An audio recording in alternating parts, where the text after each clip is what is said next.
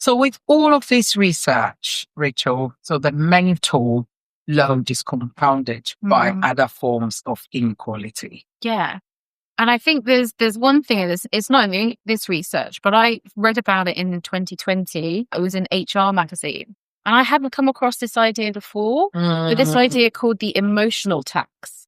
And that was really interesting. Break that out. Yeah. What's emotional? I didn't know what it was either. So it's this idea that if you're a woman of color and you're already experiencing racism in the workplace, that is taking its toll on you. And it's taking its toll on you because you're constantly alert. You're on high alert all day long, waiting to defend yourself from microaggressions, from prejudice, from discrimination. And that being on constant state of high alert takes a toll on women of color's well-being.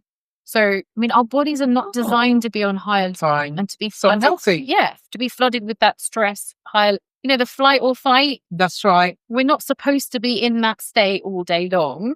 And so, particularly for women of color, the emotional tax of being on high alert, constantly scanning that horizon to, prep oneself to deal with racism means that women of color's health is impacted. So, for example, less sleep, lower quality sleep, which leads to less time for the body to regenerate. Time gone. Yeah. Then, of course, that's going to impact on your work.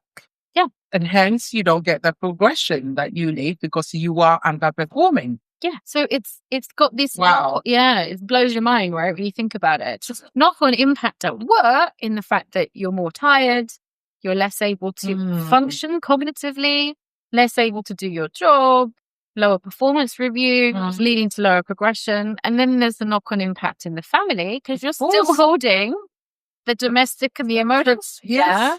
So then you're less able to do those things as well because, frankly, you're exhausted from being on high alert all the time. So when we're thinking about, women in the workplace, women in society, we have to recognize there are different forms of inequality that layer on top of, the sexism